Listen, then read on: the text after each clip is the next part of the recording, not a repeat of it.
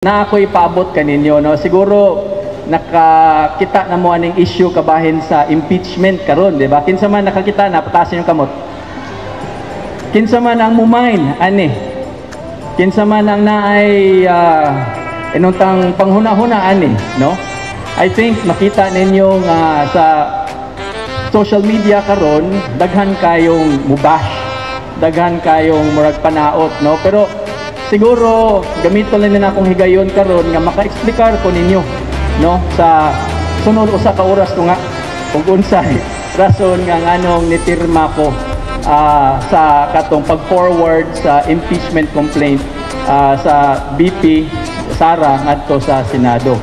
Nikuyog ko sa 240 ka buok nga mga congressman ngadto sa Kongreso. 306 may kabuok 306, almost 80% or 240 kabuok na congressman ni pirma sa pagpadala sa impeachment complaint ngadto sa Senado. Kaya ang Senado man ang muhukom, no? Ang korte sa Senado ang muhukom kung naabay sayop or sa wala, no? Aron sad nga makatubag sad ang ato ang BP Sara sa mga aligasyon nga atong madunggan sa media kabahin sa confidential funds, kabahin atong iyahang giingnan nga patyo niyang presidente, patyo niya ang first lady. So dili man na sakto nga forum ang media, ang sakto nga forum ngadto sa korte which is ang Senado. So natagaan siya og higayon nga makatubag sa mga aligasyon, no? Pero ang ako ang rason gyud akong ipaabot kaninyo duha ka buok ang ako ang reason. Ang number one reason gyud nganong nipirma ko sa pagpahatod sa impeachment complaint nato sa Senado, number one reason, labaw sa tanan nga mga reasons, tungod ninyo, tungod sa ato ang mga programa, tungod sa ato ang mga proyekto, tungod sa mga kalambuan nga ato nang nabubo dinhi sa ato ang lungsod sa Liloan o sa tibuok Quinto Distrito. Di man ko gusto nga marisgo ang ato ang mga programa, marisgo ang ato ang mga proyekto, no, sa lungsod sa Liloan sa tibuok Quinto Distrito kung dili ko mukuyog sa kadaghanan 240 ka buok nga mga congressman. Mao na number one reason nako. Ikaduha nako nga rason, dili kay ni siya importante, personal ni siya nga reason sa kaagi namo ni BP Sara. Ako lang sa ning i-share na gyud ninyo. First time ni nako gisulti, wala gyud nakahibaluan ni karon musulti na gyud ko sa tinuod, no? So sa primero na akong reason, dili ko gusto ang akong gihuna-huna ang katawhan sa ato ang Quinto Distrito, ang katawhan sa ato ang lungsod sa Liloan. Sa ngingon pa nako, dili ko gusto nga marisgo ang ato ang mga programa, ato ang mga proyekto nga simbako, no, ma-zerohan ta. Simbako mawagtang ning tanan, dili nimo padayon ang ato ang mga programa o ato mga proyekto, no? Hinumdumi ninyo mga kaigsuonan ko, karong 2025 dili ni siya presidential election. Walay tay bag-ong presidente ikahuman sa Mayo 12, 2025. Ang presidente nato nga naglingkod karon, ang vice presidente nato nga naglingkod karon, mao ra gyapon ang presidente o ang vice presidente ikahuman sa eleksyon sa Mayo 12, 2025. Kung pananglitan, dili ko mukuyog sa kadaghanan ngadto sa Kongreso. Unya sa 240 ka buok wa ko mukuyog, sumawahi ko. Asa mo ko padulong niya? Mangayo kong project. Suwito man siguro mo ani, no? Kaning politika.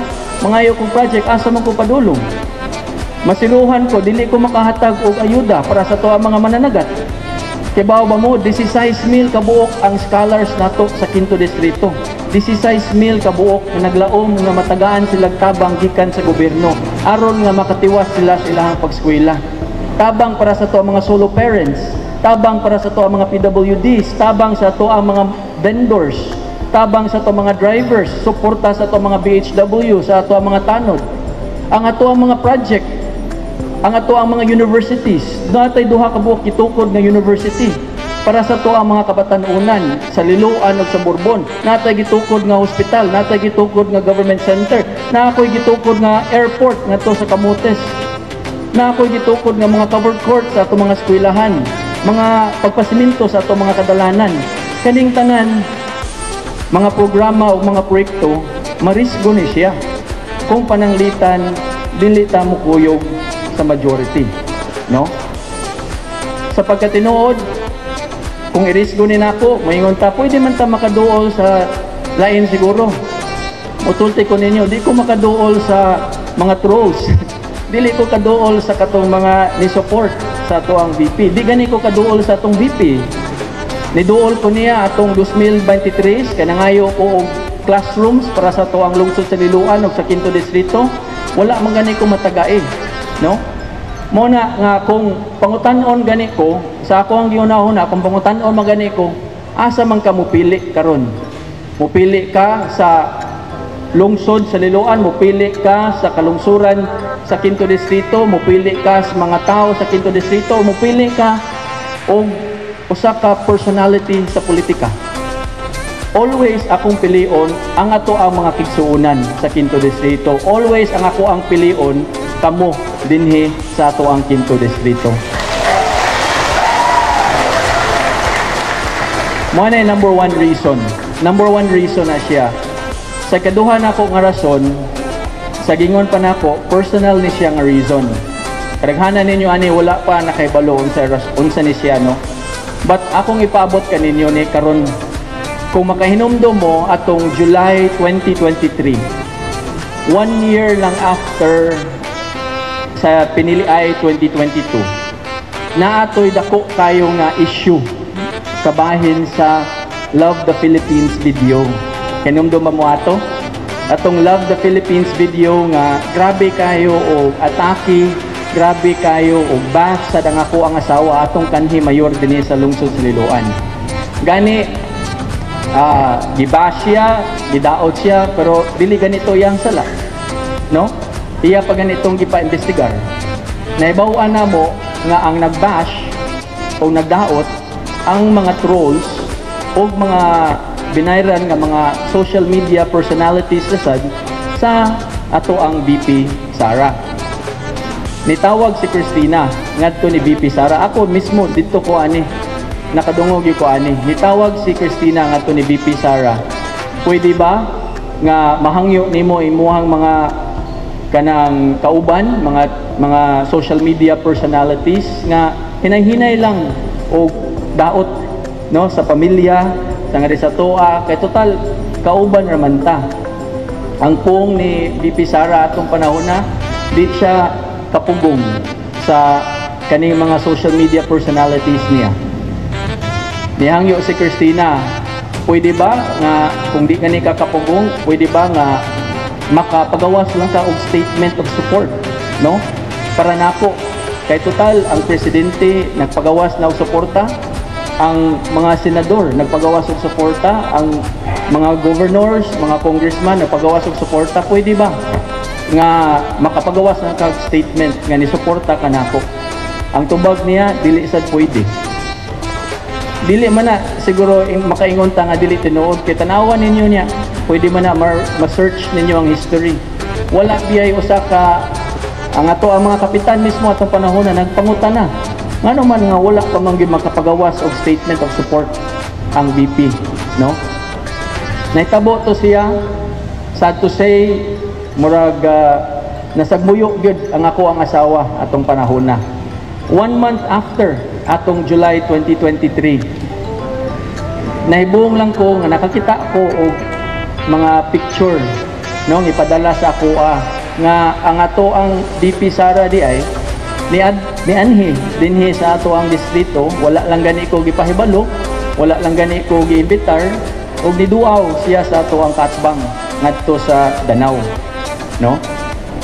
Naasad ni sa mga picture 2023 August, usa ka buwan after nahitabo to si Christina, na knockout naman gani may pagka July, knockout na nami sa sahog, gipatiran kami pag Agosto 2023. Tagdi lang pag July 2024 atong niaging tuig July, nibalik na sad si VP Sara dinhi sa ato ang distrito. Siguro nakita na sa ninyo sa social media. Sa pagkatinuod, wala ako niya gipitar, wala sa ko niya gipahibalo, Nakikita na sad siya sa tuwang katbang ngadto sa Carmen, no? So kahibulngan gid ba nga sukad pa sa 2016 ni suporta man ta niya.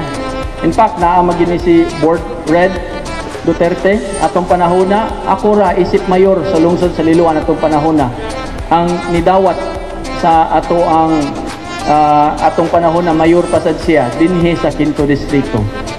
Pag 2022 bisan pag mabdos ang ako ang asawa, gihangyog niya nga mooy himuon niya spokesperson aron mo dipinsa niya sa media. Bisan pag mabdos akong asawa, gidawat ni Cristina aron nga makatabang siya ni BP Sara, no? Nahibuong lang gyud mi mo ni nga personal reason nato, nahibuong lang gyud mi nga ngano man naabot naman ta aning kontuha. Well, nadunggan man sa siguro ninyo ang iyahang tubag nga kung paniya wa man dili man day misuod or wala man siya isuod nga amigo na politiko, no? So sa gingon pa nako mga kaigsuonan ko, inaot nga nakasabot mo no nga ang primero yung o ang pinaka-importante nga rason nga nganong nikuyog ko sa majority ngadto sa Kongreso kay di ko gusto maziruhan ta, di ko gusto mawala ni ang ato ang mga programa o mga proyekto sa ato ang 5th distrito nga nakahatag og kayuhan o kalambuan sa ato ang mga kalungsuran, no? Dili man ta dire makaduol ngadto sa taas. Tahasan ko ninyo nga ako ang mangayo og unsay kayuhan didto sa national aron nga mabubo nato dinhi sa ato ang lungsod, dinhi sa ato ang 5th distrito aron naatay kasensuhan og naatay kalambuan. Gisulti na ni nako sa una pa. Kay ba mo unsay akong gilam-an aning politika? Duha ra gyud ang akong gilam-an aning politika. Ang primero nga ako ang gilam-an aning politika, ang gilam-an ako ang Ginoo. Wa man tay mabuhat, no, kung way pagtugot sa ato ang Ginoo. Ikaduha nga ako ang gilam-an aning politika, kamo mga kaigsuonan nako, ang mga tao. Kung moingon ang Ginoo,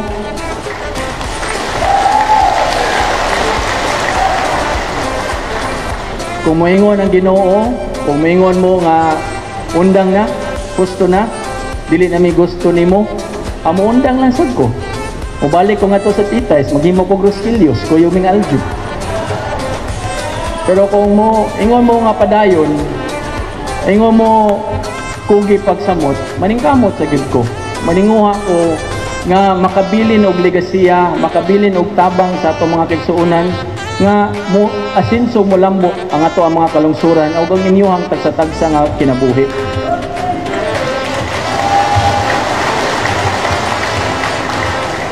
Pagkatinuod, wala mong ko'y itangtanan na sayod mo ani, wa tay madala sa sunod kalibutan, no? Akong amahan, nagmayor sa lungsod sa Liloan, wala siya nadala sa sunod kalibutan. Ang iyaharag yung nadala, ang iyahang pagkamaayong tao, ang iyahang mapatanibangon kayo sa siya, no? O mao nang legasiya nga gusto na akong mabilin sa ako ang kagulingon. Gusto ko nga na ako'y kabilin sa ato ang mga kaigsuonan nga makaingon sila nga nalingkamot siya o naninguha siya para sa kayuhan o kalambuan sa among tagsa-tagsa nga mga kinabuhi dinhi sa 5th distrito.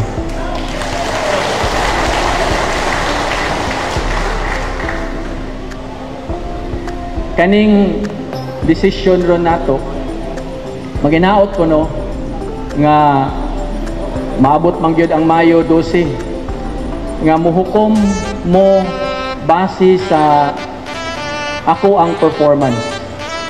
Hukman ko ninyo kung inyo ba kung ipadayon o dili base sa ako ang performance isip inyong congressman. Dili ko mahukman ninyo sa usa lang ka desisyon nako, no? So mga kaigsuonan ko, akong ipaabot kaninyo sa kinatapusan. Magpasalamat ko sa tanan nga nisuporta nako karong panahona, sa tanan nga nagpost, nagpakita sa ilahang suporta, ni dipinsa nako, ni comment og ni react, no, against sa kaning mga bashers o mga trolls. Akong ipabot kaninyo ang ako ang kinasingkasing gyud kayong pagpasalamat sa inyong suporta o sa inyong gugma. Daghan gyud kayong salamat gikan kinalagman sa ako ang kasing-kasing. Kaninyong tanan, mga pinalangga kong Liloanon, daghang salamat ug mayong udto kaninyo. Daghang salamat.